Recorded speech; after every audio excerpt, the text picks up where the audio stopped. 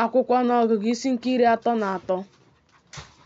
Ndị a bụ mbuli ije ụmụ Izrel ndị siri n'ala Ijipt pụta, dịka usuu niile nke ndị agha ha si dị n'aka Mosis na Erọn.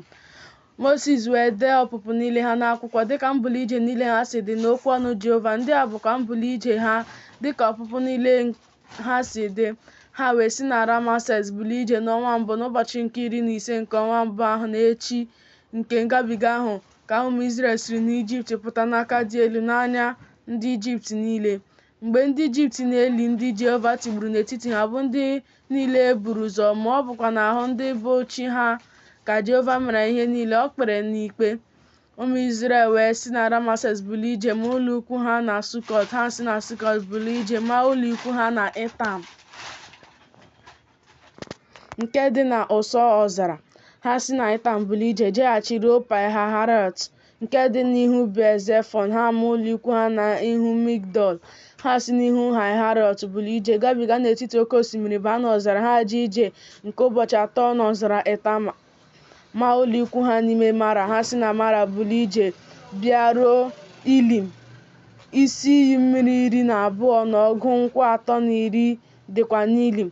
Ha wee maa ụlọ ikwu ha n'ebe ahụ. Ha si n'Ilim bulie ije maa ụlọ ikwu ha n'akụkụ oke osimiri Uhie.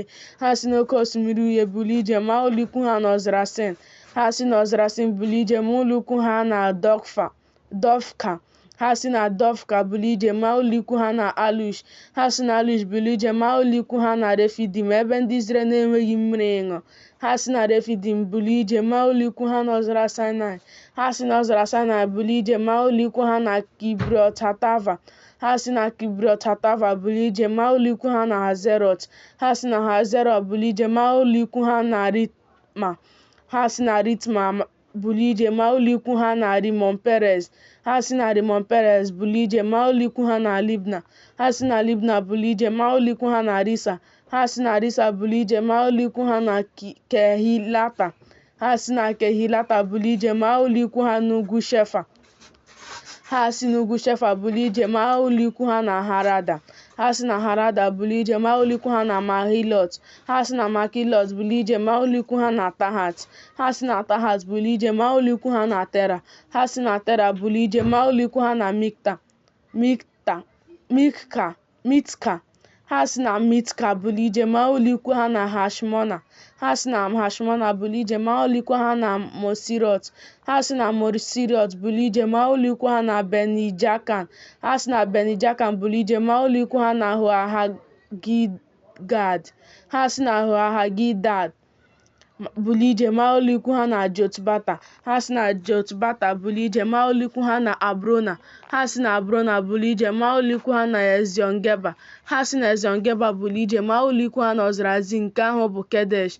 Ha si na Kedesh bulie ije maa ụlọ ikwu ha na ugwu Hua nke na nsọtụ ala Edom. Erọn bụ onye nchụaja wee rigo n'ugwu Hua n'okwu ọnụ Jehova nwụọ n'ebe ahụ. N'afọ nke 2 site na mgbe ụmụ Izrel siri n'ala Ijipt pụta, n'ọnwa nke 5 n'ụbọchị mbụ nke ọnwa ahụ, Erọn wee gbaa ọgụ afọ 63 mgbe ọ nwụrụ n'ugwu Hua. Onye Kenan ahụ bụ eze Arad, onye bi na Negeb n'ala Kenan, wee nụ na ụmụ Izrel abịawo. Ha wee si n'ugwu Hua bulie ije maa ụlọ ikwu ha na Zalmona. Ha si na Zalmona bulie ije maa ụlọ ikwu ha na Punon. Ha si na Punon bulie ije maa ụlọ ikwu ha na Obot. Ha si na Obot bulie ije maa ụlọ ikwu ha na Iye Abarim n'oke ala Moab. Ha si na Iyim bulie ije maa ụlọ ikwu ha na Dibongad.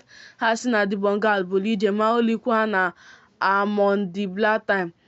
Ha si na Amon-Diblatim bulie ije maa ụlọ ikwu ha na n'ugwu Abarim n'ihu Nebo. Ha si n'ugwu Abarim bulie ije maa ụlọ ikwu ha n'ala ihe na-adịghị nke Moab n'akụkụ Jọdan na nso Jeriko.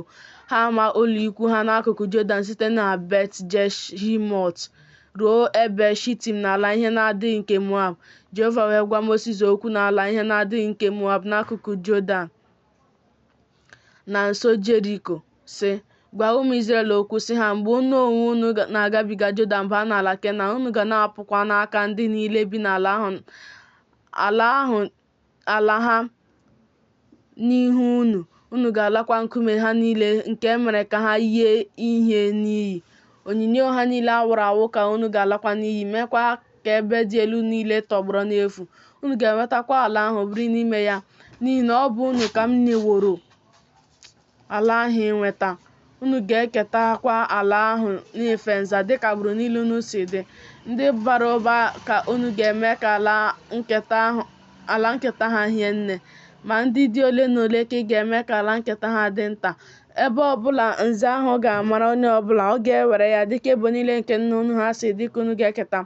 Ma ọ bụrụ na unu anapụghị n'aka ndị bi n'ala ahụ ala ha n'ihu unu, ọ ga-erukwa na ndị unu kwere ka ha fọdụ site na ndị ahụ ga-aghọkwa obi ogwu n'anya unu, ghọọkwa ogwu n'akụkụ unu.